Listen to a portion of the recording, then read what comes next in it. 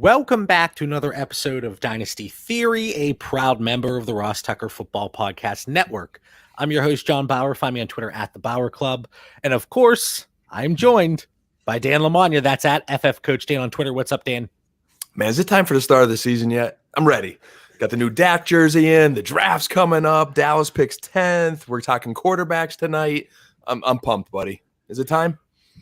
No. Listen, you're skipping over the best part, rookie draft season. You can't skip over that. As much as we want the 2021 season to get here, as you always yell at me to pump the brakes, I'm telling Dan to pump the brakes tonight. But we're not pumping the brakes on this gentleman. I'm going to let him take a sip there. Let him get prepared. I'm good. That is Mitch Sorensen at DynoMC on Twitter. What's up, Mitch? What's up, guys?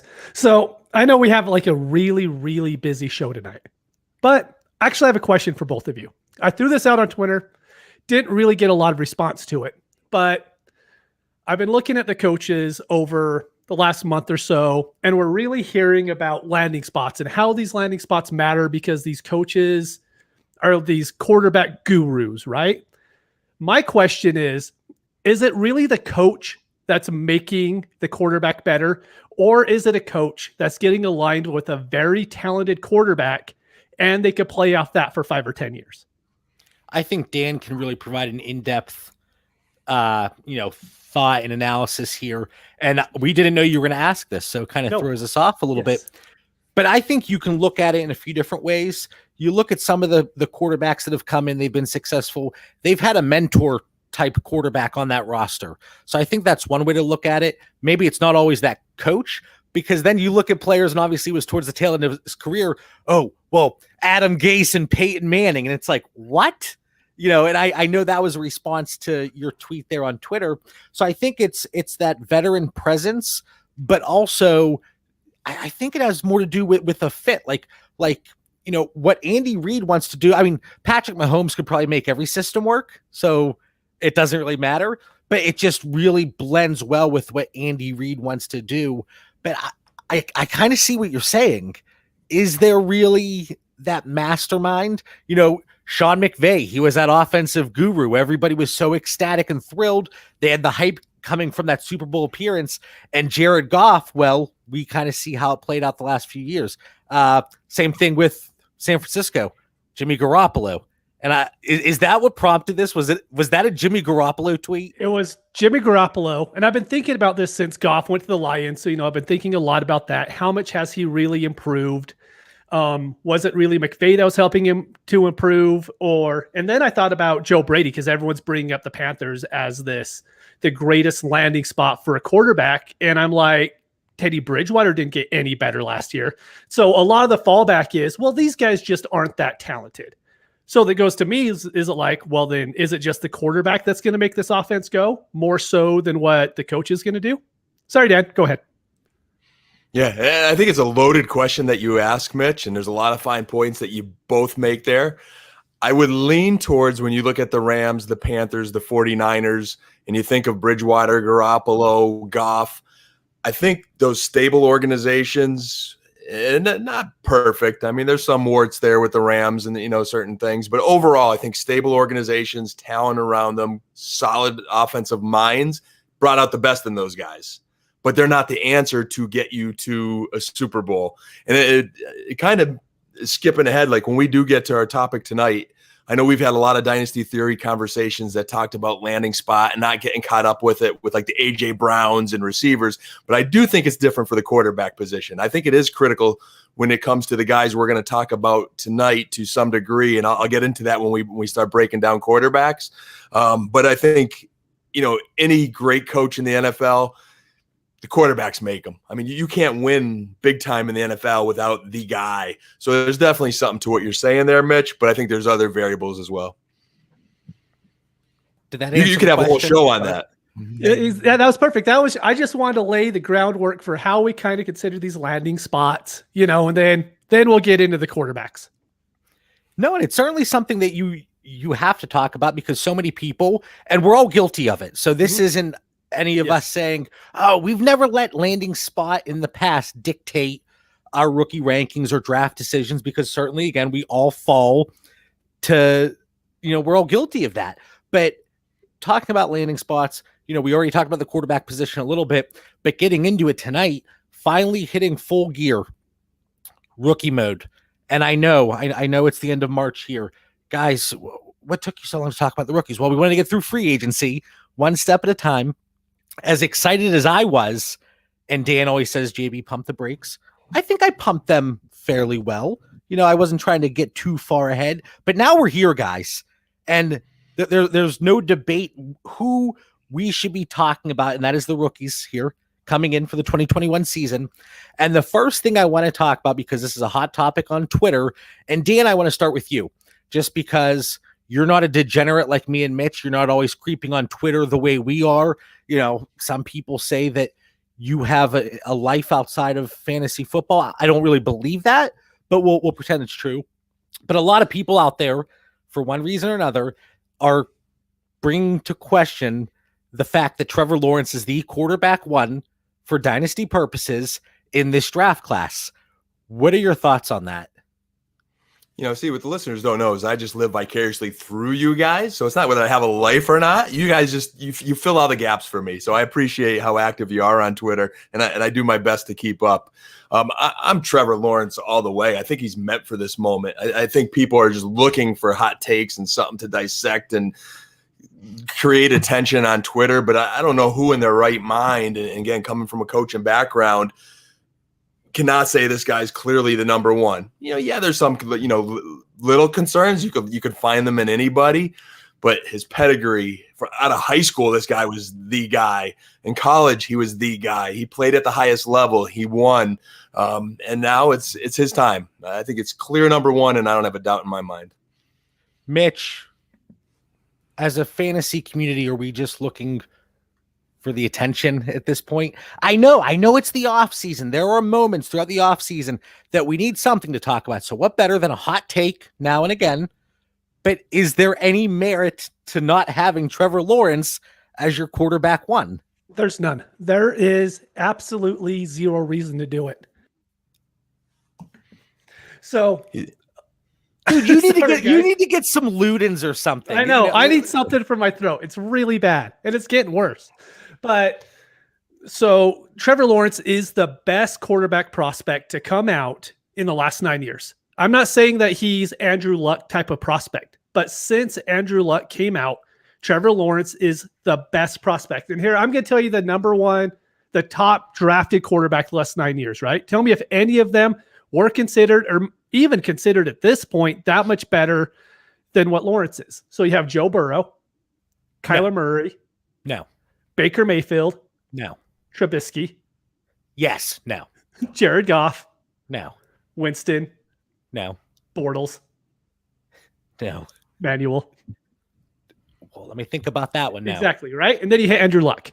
Right. And so I think in previous years, especially during like the Baker Mayfield year, right? He wasn't the number one pick until like the day before it. And we haven't had a guy that's just concrete. Without a doubt, he is going to be the number one pick, and we've known it for 3 years. And so I think people are just trying to find any reason to where they could be like, hey, no, Justin Fields is the best. And then all of a sudden, when Justin Fields has a really good rookie season, and he could even have a better season than what Lawrence does. But as far as the NFL is concerned and the fantasy community should be concerned, Trevor Lawrence is the best quarterback in this draft. Let's just look at the top 4 guys, okay? And I think the one I'm excluding here, and we're going to get to him here when we talk about the quarterback 2 through 5, is Mac Jones. But when you look at those first 4 guys, let's say, you want to, I know some people are saying, well, Trevor Lawrence, there's like a 75% chance that he is the best quarterback in this class for fantasy dynasty purposes. And I think that's foolish to think that, but realistically, let's say there's a 30% chance out of all 4 of those guys. Statistically speaking, and looking at probability, that is still the best bet to make. And again, I know it sounds silly, 30%, what?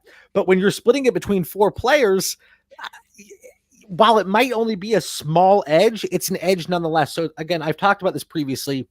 What is the range of outcomes? What is the probability that takes place? And for me, Trevor Lawrence, his ceiling is as high, if not higher, than any of the other options. And his floor for me is higher. And that's really what because you look at these other players, there are some red flags. But Trevor Lawrence, he's been doing this since such a young age. I know we could talk about that with Trey Lance, but then you look at the competition, you look at what he has done, his entire resume, the number of games he's played. That's something that we should be looking at for rookie quarterbacks, because there is some correlation there to how successful they've been. If you're a top 10 pick in the NFL, how many games have you played? And again, that's something that we could look at Zach Wilson and Trey Lance.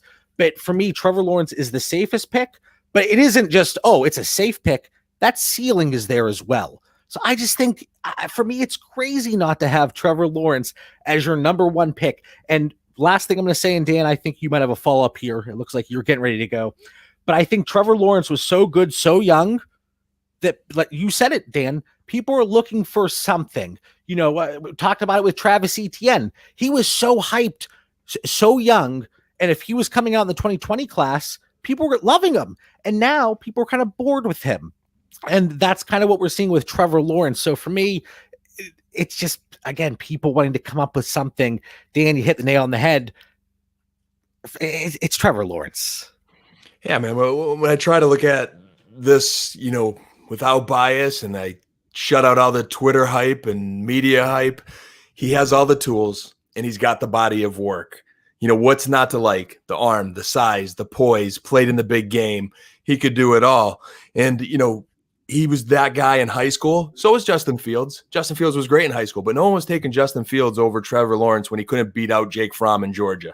All right. And I know he was young at that point in his career, but he's had a little bit, some ups and downs here. No one was liking Zach Wilson more than Trevor Lawrence when nobody knew who the heck Zach Wilson was. So I don't see how you just catapult those two guys over him right now based on what? What do you have? Are they all impressive? Heck yeah. This is the best quarterback class I think we've talked about in a long time, if ever, maybe. I mean, I love this group, but there's a clear number one. And there's a really great comment here in the chat from Kyle, and it's spot on. And Dan, again, you just kind of mentioned it. Other people have talked about it.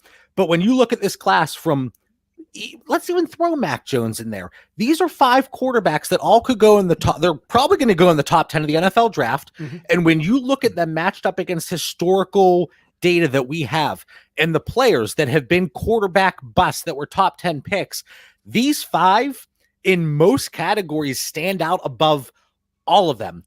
Pass touchdown percentage, touchdown to interception ratio, adjusted yards per attempt, the number of games they played, rushing college dominator. They stand out above all of those busts. So is one of these players going to bust? The odds say yes, most likely. But I do think from top to bottom, this class is so strong that if you have the 101 and you want to pivot off of it and get additional draft capital, which I've tried to do, I have no issue with it. So if you can go off the 101 to the 102 plus, that can make sense certainly for your team, especially if it's a deeper league.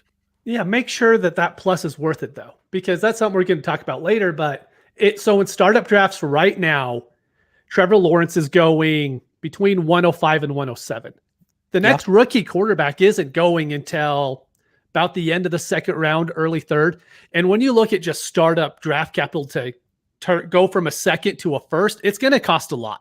And so I know rookie drafts are a little bit different. Established leagues, 101 to 102 shouldn't be expensive. But in my mind, that's the price that I want to drop off of Lawrence. So here, the trade that actually took place, Eckler and 103 for 101. Yes. I will absolutely take that. Mm-hmm. Yeah, that's a really good one. I think that is a fantastic return. We're not talking about pennies there. There's a solid return there. Mm-hmm. But anyway, so it's unanimous here. Nothing spicy, nothing hot takey. Kind of, I would say, boring standard here. Trevor Lawrence is our 101. It's going to get a little spicy with the next question, though. Yeah. And I think I should have done some yoga before this episode. Wait, hold on. We're still on Lawrence. Hold on. Oh, we're going back to Lawrence? I'm sorry. Yeah, we got to talk about who we would take him, who we would trade straight up for him right now, or who we would not trade straight up for him right now. I have 2 quarterbacks, Mahomes and Allen, and that's it. Right now, I would be willing to trade every other quarterback straight up for Trevor Lawrence. I know people are going to be like, that's hot takey. But let me just explain why, okay? I've never personally been a big Kyler Murray fan. So that's just a personal thing. If you have him over, so be it. But you look at Justin Herbert. Justin Herbert was like the least liked rookie last year coming out. He was amazing, right? But isn't that kind of what we expect Trevor Lawrence to be coming out now? And so I would rather have Trevor Lawrence, thinking that he just has a few more tools than what Justin Herbert has. And Dak, a little bit older. Lamar. Wait, we're bringing Dak's age into this? Come on. He's a little bit old. It matters. Whether we want to act like it matters or not. In Dynasty, people won't like him because he's going to be 28 years old. I think it's crazy. But I personally, right now, I have an offer out there for Dak for the 101. I'm offering it. See, I think to Mitch's point, and I'm as Dak as they come. I know. It's only a couple years before he's Russell Wilson and the market changes. And Russ Wilson's still awesome, but the value is going to change soon. Now, I don't know if the timing's good, Mitch, because you still want to win now, and that Dallas passing game's incredible. I mean, Lawrence is still just going to the Jaguars. I don't think we can lose sight of that. So, JB, before you rip this apart, I just want to say where I am at Mitch. I think I'm pretty close to where he is. I agree with Mahomes and Allen. I probably would add Dak and Herbert to that, and you guys know my trade offers. I'll try to squeeze some fab or a little throw in, or we know your trade offers. We know or something else for those two guys. But after that, I'm with Mitch. I agree. I think I'm just maybe two guys deeper on my list than Mitch is, but I see his points and I'm pretty close to him. At this point, I do believe that I would take Dak over that 101, which is Trevor Lawrence. And it just comes down to, look how explosive that offense has been. My only question mark was he going to land that contract? And this is early offseason startups, right? Mm-hmm. And now that we have resolution, we have that answer. So the only one that I think I would question is Dak. But the Josh Allen, I'm taking my boy Josh Allen. Patrick Mahomes, no question. Patrick Mahomes. I would have had Deshaun Watson in that. Yeah, that territory, I took Watson out too. Yep. But we've talked about him quite a bit, over the last few weeks. What about Kyler? No, I will take Trevor Lawrence over Kyler Murray. I like it. I will. And we've talked about this. There's always that spot in our rankings or ADP or the draft where it's kind of I don't want to say a dead spot for us, but it's a spot where we just don't land that player. I don't know if I have any Kyler Murray across my dynasty portfolio. And I think I have one Russell Wilson share. It's not a matter of I don't like that player. I like them plenty. It's just there's always somebody else I would rather have when it gets to me, or it's a situation where I trade back. But I'm going to include Dak. Justin Herbert's a toss-up, honestly. I'm not going to argue. I'm not going to argue with Dan saying he would take Justin Herbert. I'm not going to argue with Mitch saying he would take Trevor Lawrence. Here's a final thought on Justin Herbert. I feel a little bit of it. If we go back in time to last year's draft, and he lost a little bit of a luster, I feel kind of like Trevor Lawrence a little bit, because he was this guy in high school. He was the guy to start Oregon. He had all this hype and was supposed, the golden boy. And then it just, I don't know if people were, again, they looked to dissect him, pick him apart a little bit. He looked awesome last year. I mean, absolutely awesome. I watched some of his film, and the way his throws are incredible. Keenan Allen and Mike Williams are hurt. He's throwing to Mitch's cousin, who we never heard of, and still completing passes. So I like where his situation is with the Chargers, and I think he's what he's supposed to be, but very close to Lawrence. Mitch, so we talked about some of the players that obviously we would not trade for Trevor Lawrence, and you two had some differing opinions. But who is a player right below him, right below that 101, Trevor Lawrence, however you want to look at it, that you would trade for him, but you would have to add? And what is that piece that you're going to add? So for me, I'm thinking like a Russell Wilson plus what for Trevor Lawrence? I would be willing to add a significant amount. I mean, significant. I probably wouldn't move a running back just because they're so hard to come by. That's why that Austin Eckler plus the 103 would be like a snap for me. I'd be like, yep, I'm taking that. I like that trade a lot. Getting the running back is hard. So I would try to offer Cooper Kupp, someone who I think can be a top 12. New word. Top 12 wide hitting my receiver. head back here. Right. But just someone like that, maybe a Deontay Johnson, someone who I personally have a lot of faith in. Hopefully the other owner I'm trading to does as well. But it's going to have to be a lot to get from like Russell Wilson, Aaron Rodgers up to Lawrence at this point. Are you saying, I mean, what is that, a late first value? Yeah. It'd be like 108-ish. Yeah. And I don't know if that would get it done, honestly. I don't think it would either. Yeah. In a 12-team super flex league, I don't know that I could acquire 101 for Russell Wilson plus, 110, 111. I don't know that could get it done. Aaron Rodgers, even less likely, in my opinion. So, Dan, not necessarily Russell Wilson, but what pivot are you looking off of from that next tier of quarterbacks to acquire Trevor Lawrence? And is it worth it to you? Yeah, I'm very cautious here because I don't want to get stuck with something and be regretting not having Lawrence. So I want to land with a Lamar Jackson, a Kyler Murray, a Russ Wilson, a Joe Burrow, and another guy who's going to, if I can get that 108, 109, that sweet spot in this year's draft, or like Mitch said, a Deontay Johnson, someone that I know is very young, is going to have a lot of good years ahead of him. Is going to start on my team and get me another, 200-300 points on my roster. It's going to have to be something that moves me in one of those directions. Otherwise, I'm just going to keep Lawrence and be happy. All right. Now, Mitch, can we move on from Trevor Lawrence? Yeah, we're good now. Thank you. Because there are other quarterbacks in this class. There are. Now, quarterbacks 2 through 5. This is where we're looking at Zach Wilson, Trey Lance, Justin Fields, Mac Jones. That is in no particular order, just rattling the names off. Dan, how do you currently value these 4 quarterbacks? Has it changed at all, across the last few months? And how do they compare to some of the veteran quarterbacks out there? So question real quick. Are we talking about fantasy-wise or NFL-wise? Fantasy. Okay. Strictly want to make sure. So, wait, was that because you think Dan is going to bring the NFL perspective in, or because you were going to?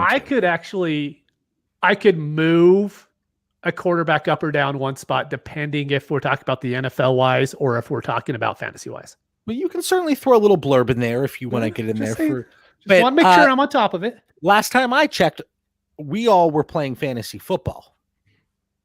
I just want to say, though, pretend that I'm a general manager. Sorry. Okay. That's why I like it. Mitch is going somewhere with these points tonight, JB. Like, I could tell he is like running a 40 like Justin Fields today. Like, he is locked in right now, my boy Mitch here. I could just feel it.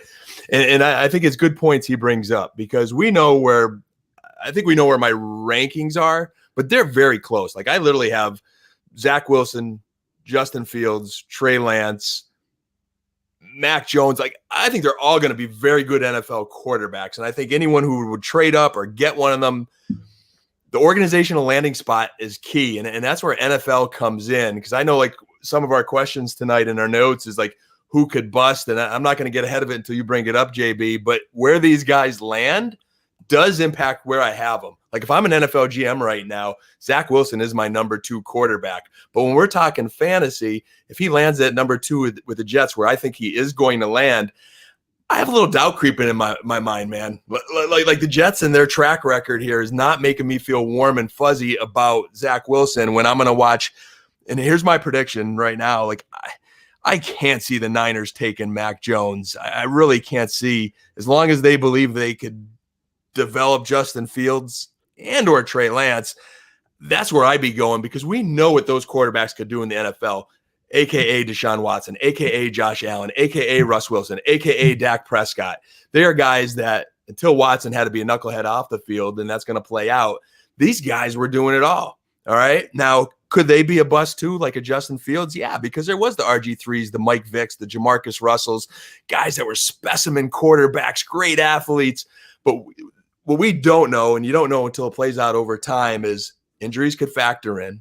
Does any of these guys not have the true work ethic that it takes to be learning defenses in the NFL? Like Mike Vick said later in his career, he couldn't even read a coverage. I mean, that makes it hard to sustain long term in the NFL if you can't read a secondary. So there's those intangibles. Jameis Winston, another guy, mega talented at Florida State. But when you had to lead an NFL team and got to that next level, it just wasn't all there. And yeah, he had some good fantasy statistical years, but where are we with Jameis Winston right now? So they're the concerns. And I'm on a tangent here a little bit, but I think to Mitch's point, that does factor in. So what's the question, JB? What's next? You still answered it because, you know, how do you view those four quarterbacks, Zach Wilson, Justin Fields, Trey Lance, Mac Jones? Let me ask you, because we've talked about landing spot a little bit, and we all know what's going on with San Francisco. They, you know, the powers that be went to Mac Jones pro day over Justin Fields. But I think that is being looked into a little bit too much because there has been involved. Is that the ultimate smokescreen, John? Tell me. Yes. Yeah, there has been involvement with Justin Fields in the past, and they're very familiar with him. And just because, you know, certain individuals did not go to a pro day doesn't mean that nobody from that organization went. But again, there is familiarity there. So for me, you know, I guess my question, Dan, Mac Jones, let's say that he does land in San Francisco. Is there any chance that he's bumped up from your quarterback 5? I'm going to say no, because here's my prediction. It goes Lawrence 1, Wilson 2, Mac Jones 3 to the Niners. Let's play that scenario out. So that means Atlanta at 4 is happy as a clam, man, because they just got either Justin Fields or Trey Lance, and that is going to hype us up, and we are going to be all over that when they would still keep him ahead of Mac Jones. And then the Bengals are either going to take Jamar Chase to reunite him with Burrow or go O-line, which they do need O-line help. Then Miami's going to pair up Devontae Smith, my boy, with Tua, another connection, elite receivers in there. Mitch, by the time Dan gets through this, the draft is going to happen already. Mitch, your Lions could be looking at Pitts there, man, at number 7. I mean, that could be really intriguing. And then Carolina is like, holy cow, we are getting Justin Fields or Trey Lance. They're happy as well. If any of those teams pass on a quarterback, they go to Denver. And I think any of those quarterback landing spots for a mobile quarterback are good offenses, are good organizations, and that will keep them ahead of Mac Jones. Booyah! I was feeling done. Show is over. Mic drop. All right, Mitch. So obviously Dan is going with Zach Wilson, Justin Fields, Trey Lance, Mac Jones after we've already discussed Trevor Lawrence. Mm-hmm. Your order, I think, is a little bit different. Just a little. Justin Fields for me is number 2. To me, if he came out last year, he would have been the first pick in the draft. He would have been my favorite quarterback coming out. So immediately I have him over Tua and Burrow coming into the league. And then I have Lance. Like, I fell in love with Lance early in the draft process, and I'm just not willing to move Zach Wilson over him. Everything Trey Lance was asked to do at North Dakota State, they asked of their quarterbacks to do what NFL quarterbacks do. He goes up, he calls what the line's going to do. He reads the defense. He'll call the run scheme off of that. And then you go and you listen to the interviews, and everybody, hold on, Dan, you talk for 10 minutes. You can calm down over there. I'm just throwing it out. I'm throwing it out there. All right. But everybody that talks to Trey Lance comes away saying, this kid gets it. This kid just knows what he's doing, and he's so far advanced what any other rookie quarterback is. And then with Zach Wilson, like he's number 3 for me, but he has the best arm in the draft. Like, I absolutely love the guy. I think he's actually going to do really well. At first, I let my BYU hate, overshadow it a little bit. But actually, I think he's going to be a very, very good quarterback in the NFL. The biggest reason why I have him below Lance and Fields is because he just doesn't have that same rushing ability. We look at someone like Jalen Hurts, right? Jalen Hurts is not a good passing quarterback right now. He can be. He could excel and end up being very good. But right now, he ended up throwing for like 1,000 yards, 6 touchdowns, 4 interceptions, and like a 50% completion rate. But he ran for 400 yards and like another 6 touchdowns. So now he's being drafted in the top 12 quarterbacks. And that's someone, Jalen Hurts. What's going to happen when Justin Fields gets a whole season of that? What's going to happen when Trey Lance gets a whole season of that? I mean, their floor is just a little bit higher fantasy-wise than Zach Wilson. But real quick, I know, Dan, hold on. I'm ready for you. But something that I was doing today, something that I think everybody should do, pull up Mac Jones, read, you can go on any website you want, read his draft profile. Then go and pull up a Jimmy Garoppolo draft profile. It's almost the exact same thing, except for one played for Alabama and one played for, was it Connecticut? That's a good It was question. Connecticut, right? I am blanking right now. I think so. But anyways, you take those two out, it's like word for word, he has a really strong arm, throws with anticipation, quick release. And like, I know everyone, it's the tweet that I had today that everybody wants to compare him to Kirk Cousins because that's just what we do. His comparison might be Jimmy Garoppolo. Garoppolo's Eastern Illinois. Eastern Yeah, we'll pull Illinois. that real quick. It's close to Connecticut. Anyway. Here's my challenge for Mitch here. And I think over the course of Dynasty Theory episodes, I've watched my take catch up with Mitch's on Trey Lance and Mitch's catch up with mine on Zach Wilson, and we're getting very close. I think the only thing I still get stuck on a little bit is, again, when I watch his film, it's all the same stuff. It's he could throw a deep ball, he could run this little option, he could roll out and hit the tight end and do it again and again and again, where you're not going to quite be doing that in the NFL. So I think there's more development for him to have. Now, do I think he could do it based on what we're seeing? Yeah. I mean, he's got every physical tool. He seems to have a great head on his shoulders. He passes the eye test. Oh my God. I would want him as my quarterback coming off the bus, going into, the visiting team's locker room. He's got it.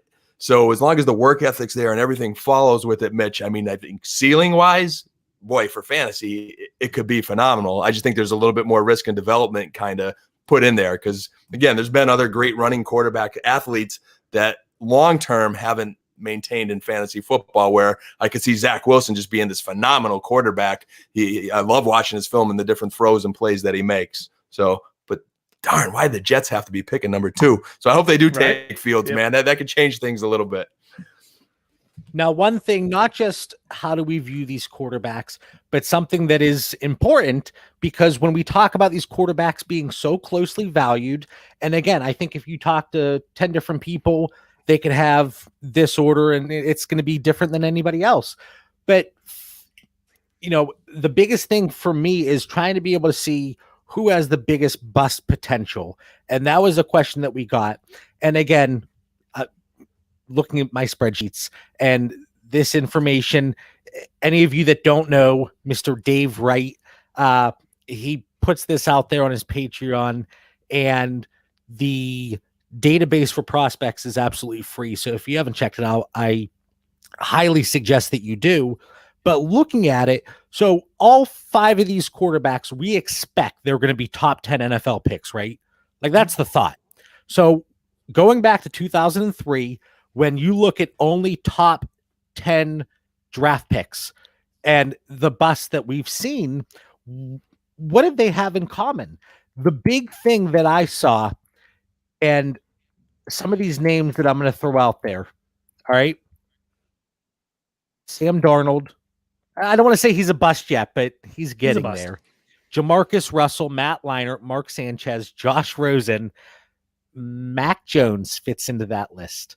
And this is the rushing college dominator. All of those guys, Darnold was at 11, but all the other guys below 7% of their rushing college dominator for their team. And that is a concern. And Mitch, you had a smart ass tweet, but it really did fit, because you said Mac Jones, or don't comp every pocket passer to Kirk Cousins, because more or less that is probably their ceiling. And I completely agree. So looking at a player like Mac Jones with the limited rushing upside, sure, a lot of things he did really well. You look at the touchdown percentage, you look at the games played a little bit light. I know the threshold that has been talked about is 33 to 35 games, and he's sitting there at 30 throughout his collegiate career. But and that's even probably with games in relief. So I don't even know. Anyway, I digress. But the biggest thing is it's that pocket passer, and kind of, one thing over the weekend, I don't know if you guys watched it, but on Netflix, I watched The Last Blockbuster. Did you guys watch that? It's about Blockbuster Video, but it was a titan back in the day, and now we're moving on. It's no longer relevant. almost like the statue pocket passer. It's that great thing of the past, but is going to be irrelevant here shortly. Mac Jones, can he revive that? I don't know. And that's probably my quarterback, obviously, out of those 5 that has the biggest bust potential. I bet you didn't think I was going to bring up Blockbuster Video tonight. Sure didn't. Full of tricks up your sleeve there, Johnny. And, that's my concern with Mac Jones. Now, I thought it was interesting on Schefter's podcast. He talked about how NFL GMs, I think he referenced a AFC West GM that says general managers, the football world views Mac Jones different than the media world does. Mm-hmm. And, so they're talking about all his intangibles and tools and traits and all that. So I think he is a legitimate NFL quarterback. I think our concern, to your point, is his ceiling, that Kirk Cousins, Derek Carr, guys that we just kind of get, all right, we got him. We're always trying to trade him. We get stuck with him. Is that ceiling limited a little bit? So to me, bust might be he just becomes kind of one of those guys. But if he hopefully goes to a good NFL organization with a history of winning, hopefully he could sustain and maybe being a little bit better. For me, my bust would be my boy. I hate to say it, but it is Zach Wilson. I think when you look at a lot of those names you mentioned, a lot of them were in bad organizational situations. And I know we mix up like the Carr names before, but I actually do mean to say David Carr. Some people think quarterbacks like him and, some of these other quarterbacks you name, if they were in a good situation or with a better organization, their careers could have turned out a different way. I worry about something like that happening with Zach Wilson in the Jets. So that does concern me a little bit. Why are you throwing your generic challenge flag? a dirty paper towel. I'm throwing my challenge flag. So, Dan, let me ask you, and I don't need a novel thrown back at me, just a very quick answer, Mm-hmm. okay? You saying I'm long-winded tonight? I take offense to that. Go ahead. I like it. And listen, if I'm saying you're long-winded, you're long-winded because I'm long-winded. Anyway, so let me ask you, Zach Wilson, is he riskier than Justin Fields? Is he riskier than Justin Fields? Yes or no? No. So then why is Justin It's the Fields landing spot that makes him riskier. If it wasn't for landing spot, I'd be most worried about Trey Lance. That's part of it, though. So with the presumed landing spot of Zach Wilson going to the Jets, we're not sure where Justin Fields is going to go. Is Zach Wilson riskier than Justin Fields? Yes. Based on us thinking he's going to go to the Jets, yes. That's what I said. He is my most risky out of all 5 of those guys based on landing spot. Follow-up question.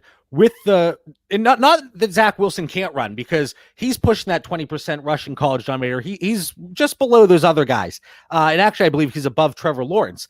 But with the rushing upside from Justin Fields, can we safely say that Justin Fields has a higher ceiling than Zach Wilson? Fantasy football, yes. And again, I could see him going to Atlanta, and then I'm going to be changing my draft rankings that I'm looking right in front of me, which has Zach Wilson as my number 2 rookie quarterback. I would put a Fields ahead of him if Fields is with Atlanta and Zach Wilson's with the Jets. So again, the GM coaching me, Zach Wilson all the way, boys. But fantasy football, Falcons over Jets, Carolina over Jets. There's better scenarios out there. So again, what I was getting at there, and I think Mitch was kind of seeing it play out. I could tell. Zach Wilson, you've admitted, Dan, that probably a little bit riskier than Justin Fields, especially with that presumed landing spot. And then Justin Fields, the higher ceiling than Zach Wilson. So why would Justin Fields not be ranked ahead of Zach Wilson for you? But you kind of touched on that. Yeah, we don't know where they're going yet. This all goes back to Mitch's foresight earlier in the show of putting his GM hat on. Again, we're looking at it from a few different perspectives. Right now, it's pre-draft analysis, but we could get thrown curveballs. Mm-hmm. All right.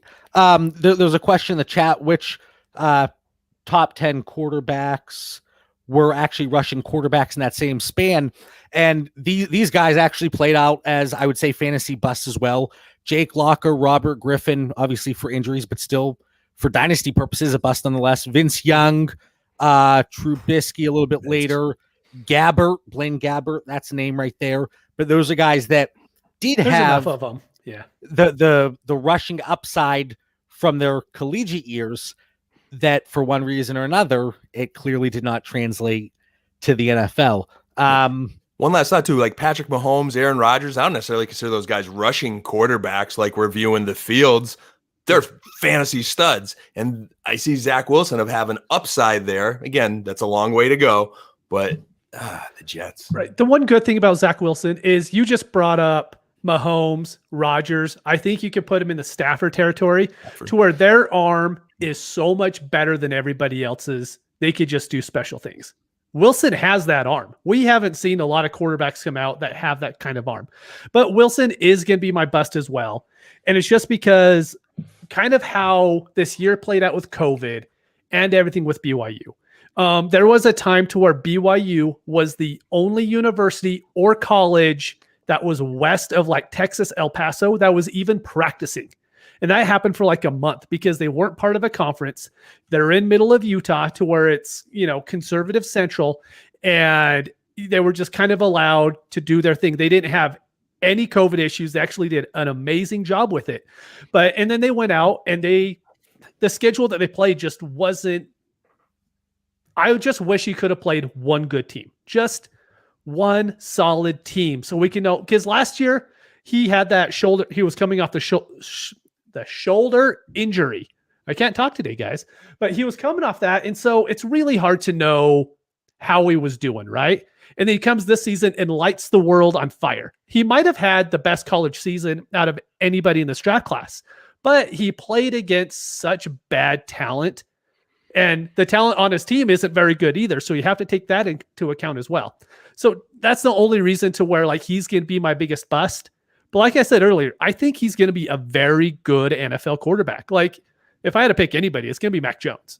I mean, Trey Lance has got to be in that same category as Zach Wilson. If you're looking at talent and competition, that's a concern there as well. Their competition might have even been worse. Right. The one difference is he was playing against teams. So North Dakota State was playing against teams that have the same kind of talent that they do, right? They're in the same conference or same division, same bowl subdivision, however you want to preface that.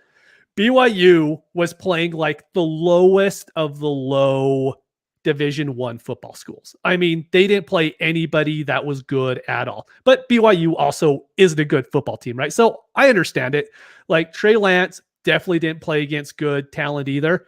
And so that's why I think they're both behind Justin Fields and Trevor Lawrence. And I don't think that's even a discussion for me to bump one of those two above them. Yeah, when you look at Zach Wilson, it's very hypocritical to even not bring it up when talking about Zach Wilson and Trey Lance. That concern is there. You talk about the level of competition. You can't bring it up for one and not the other. But like I said, Zach Wilson, he isn't a statue quarterback. And this isn't Zach Wilson hate. If you told me that you had Zach Wilson as your quarterback 3 over Trey Lance, fine, great. The thing for me is I just can't have him over Justin Fields. And it goes back. If you look at several of the statistics throughout their collegiate careers, objectively, Justin Fields was just better. Again, talk about the Russian college dominator. I've talked about that plenty. You talk about the adjusted yards per attempt, touchdown to interception ratio. In every facet of the game, Justin Fields was objectively better. And I just, that has to play out for people, I guess. I don't know. I just think from a coaching perspective, JB, just the only thing is I could take away the running. I could do some things with Zach Wilson that these other quarterbacks can't do. Even the competition, just some of the throws and plays he made. All right, if we're going to take away Justin Fields running, can we take away Zach Wilson's arm strength? Well, hey, if I put 8 in the box and, we've seen Lamar get contained and have some not so Lamar type games when he's been figured out, why can't that happen with Justin Fields? What's the expression? If my aunt had, she'd be my uncle, trying to keep it clean, right? All right. So, but I do want to bring up something with Trey Lance, right? Everyone knows that I've loved him for a long time. But what happens if he does actually go to Atlanta and Matt Ryan is there? And now in rookie drafts, that is going to make him fall. Like everyone could say he shouldn't fall. He's going to Atlanta. He should be the 103 or 104. He's going to fall in rookie drafts if he's not the starter this year. It's going to happen. So the running backs are going to go up ahead of him. Kyle Pitts is going to move up ahead of him. And so my question for you two is, how low do you think he could drop? I I don't think it's Justin Herbert level, but I think it's 107 or 108, to be honest with you. I was going to say 108, 109, because in a typical 12-team league, quite often last year, I saw Justin Herbert go 110, 111, 112, still back into the first. But I do agree, Trey Lance is going to drop. And this happens time and time again when we see these quarterbacks that come in, even if it is expected that they're going to take over throughout their rookie year. Baker Mayfield, Justin Herbert, unfortunately, in both situations, Tyrod Taylor was the casualty, playing the role of the bridge quarterback. But I think he's going to slip. Dan, what do you think? I think it's a similar situation, potentially, not as cemented in San Francisco, but I do see a scenario there where they ride Garoppolo as far as they can that season. I've heard the Mahomes analogy with Alex Smith. I mean, it was a while before we got to see Mahomes.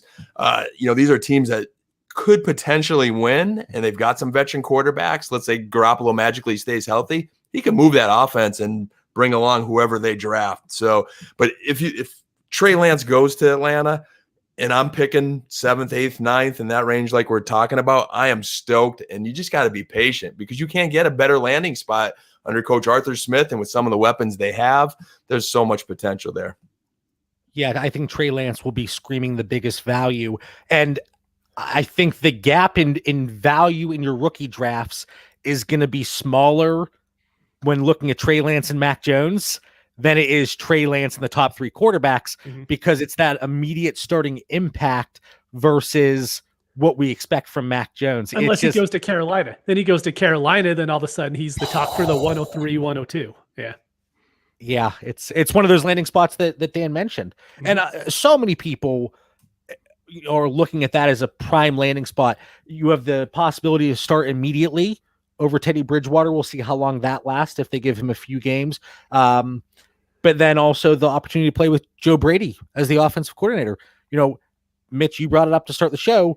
Many see him as one of the premier offensive minds in the NFL. And to have an explosive player, I think it's crazy to think Zach Wilson would even slip to Carolina. But even if it was Zach Wilson, people's minds would, so I think that's definitely a landing spot. But we kind of took that in a few different directions.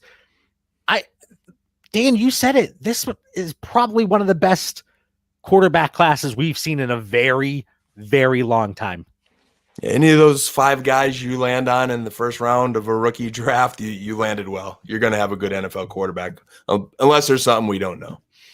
And as I say, Mac Jones is my biggest bust potential. If he's there at 112, 201, I'm going to have a lot of Mac Jones. At that price, I have to. All right. We spent a lot of time on Trevor Lawrence and the other top 4 or top 5 quarterbacks, but there are guys that could make an impact. We don't know how long that's going to be. Maybe just half a season. Maybe it's in relief. Maybe there is some longer term value, but late round flyers in your rookie draft, you have those 3rd, 4th, 5th round picks, depending how many rounds are in your draft. There could be some gems there.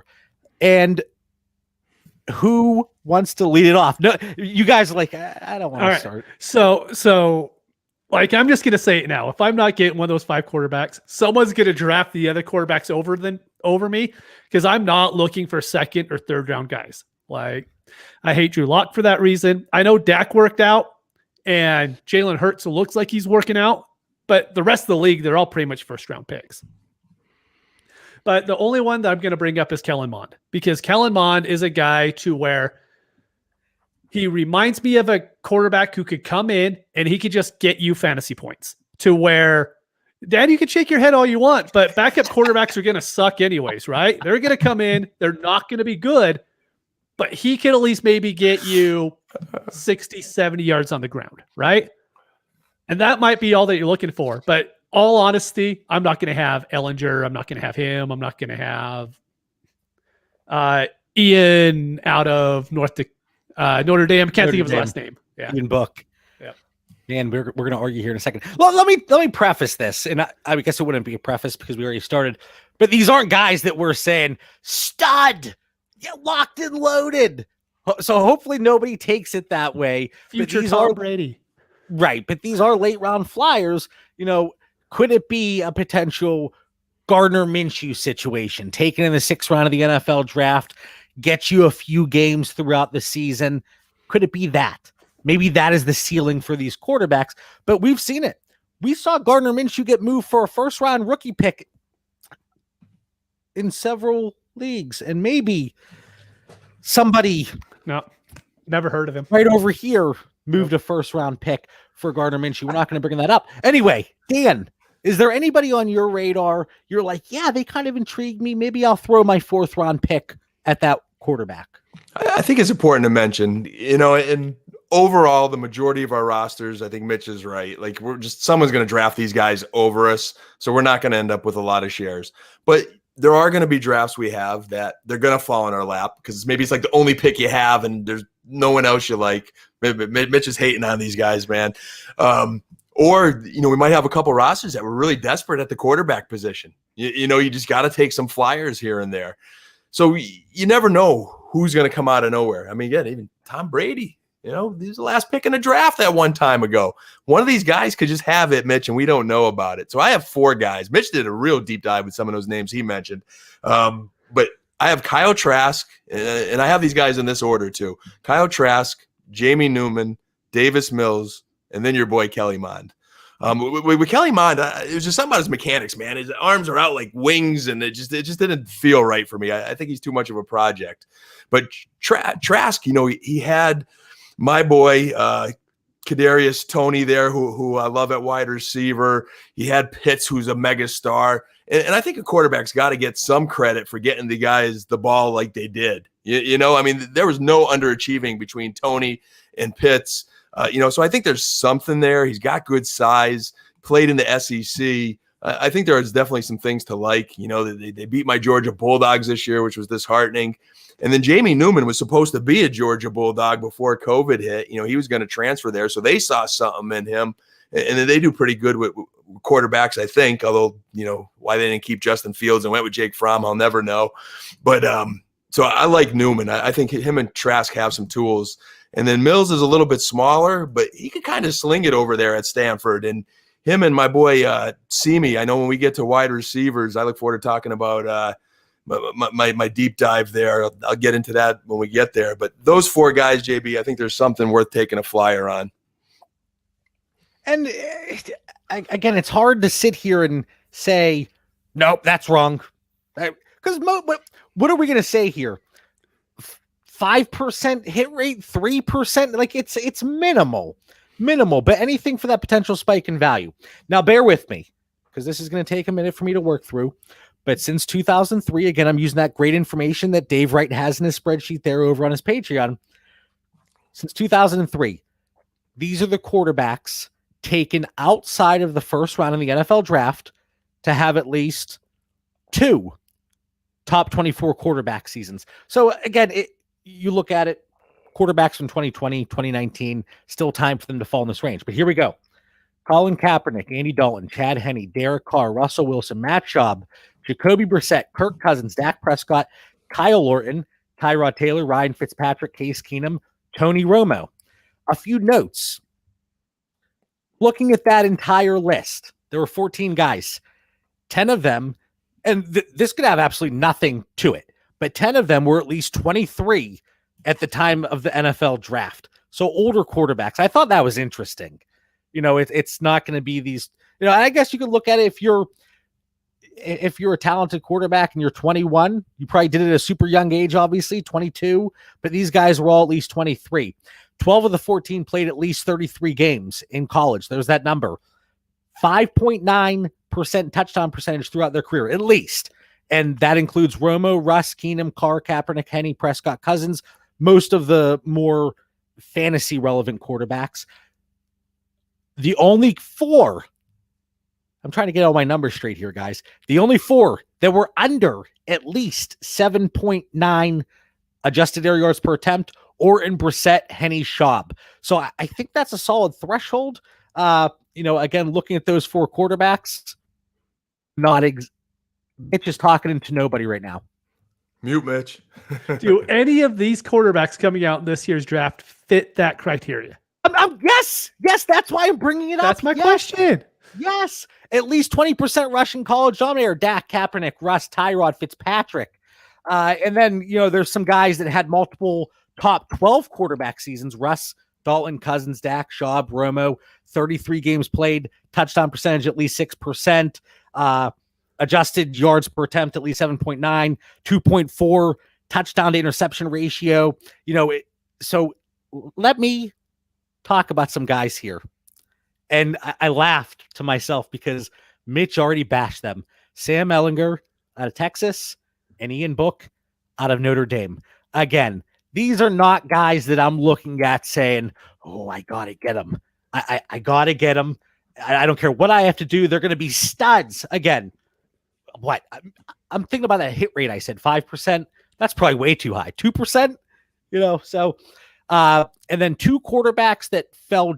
Well, one quarterback that fell just short, and I can't remember exactly which of the thresholds it was, but Kellen Monde, he was one that was right below one of those thresholds.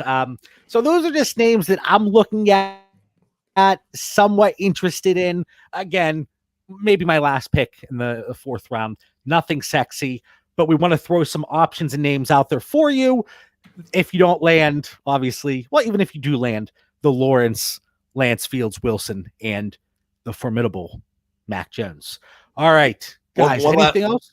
One last thought there. I think you mentioned like X amount of games played. I think the old Bill Parcells rule, and he was pretty good at evaluating quarterbacks, and a lot of coaches adapt that. But was Bill Parcells better than John Bauer? I don't know. That's another episode. I'm not going there. But I hear Mike Lombardi reference this a lot, and he did it with Belichick. But I think 22 games played was the minimum. I see in the chat Ben's mentioned and Trask competed a few years. He did. That's accurate. Your boy Mon, Mitch, and I think Mills, like those three guys do have a pretty good sample size of some college success there. Jamie Newman, I see Kyle's not liking Jamie Newman, and I think he did underperform in the Senior Bowl, and I think he has a smaller sample size, only like 2 seasons. So there's definitely more risk there with Newman, but that's something to look at. How much of a body of work do they have to evaluate? The only guys that really, I'm going to run some names here: Quincy Patterson, Joe Milton, Joey Gatewood, Davis Mills, Michael Penix from Indiana. Miles Brennan. So they have to have tools too, John. Though they've got to have tools. There's got to be no. Those are guys that barely saw any starts. I'm saying, okay, I got no. That's why we don't look at one metric and say, okay, he hit the threshold there. I gave you 5 metrics where there was a floor for all of them. Mitch, whenever I start talking about any numbers, Dan, he just doesn't even pay attention. Yeah, I don't think that's too big on your 5 different filters to check out hand size and stuff like that. Just show me the game film. It's all about the film. No, next week I'm going to spend an hour talking about hand size. That's all. BMI is going to be big next week, boys. Is it BMI or TMI? I don't know what John. Both. Okay. No, I'm an overshare. I'm definitely an overshare at fault. Definitely TMI. All right. So before we hit the final thoughts, a quick rundown and reminder. Next week, we're going to talk about rookie running backs. In 2 weeks, we're going to lump together rookie wide receivers and rookie tight ends. Oh, what's the date the next Tuesday? Heck. April 20th, kind of a rundown, putting everything together for the NFL draft. We are going to take the 27th off because we are going to be live on, we'll see if Periscope is still up and running at that time. If it is, we'll be live on Twitter and YouTube for about 12 hours over that Thursday and Friday. Dan will pop in whenever, whenever he can. Again, Dan has a life. I don't know what that's like. Internet dependent. He's getting kicked out of his office. I get it. So again, that is kind of our revised schedule here for the month of April. It's going to be action-packed, guys. It's going to be a lot of fun. So hopefully everybody can join us for that live draft show on the 29th and 30th. It's going to be a blast. And then Tuesday the 27th. What am I going to do with the Tuesday off? I don't know. Anyway. Final thoughts. Dan, let's start with you to wrap up episode 111. That's a cool number there. Hey, quick final thought tonight. Keep it simple. We covered a lot. Fun show. Just today, if anyone didn't hear, the NFL officially announced the 17-week season there. I know our boy Mitch, the commish, has been all over that already. He's keeping things status quo as far as season structure, and we're going to kind of watch and see how it plays out. So keep an eye on your season schedules, and I just got to figure out how to tell the wife I'm going to be responsible for another week. This is going to be a challenge, but that's my final thought, man. 17 weeks. Booyah. That's funny because that's my exact one. So I'm a commissioner of 5 or 6 leagues. I don't know. My decision is I'm going to keep everything as is for the 2021 season. We don't know how teams are going to prepare for it. I don't want to try to guess it. So for this season, we're just going to see how it plays out. And if everything's normal, 17-week season looks good, then maybe we'll add an extra game next year, maybe make the finals for 2 weeks. But I'm not doing anything for this year. I'm just going to see how it plays out. And I don't care what you do. Just have something in place. Do it soon. Make sure everybody in your league is completely aware so it doesn't catch anybody off guard. The worst thing you can do is dilly-dally.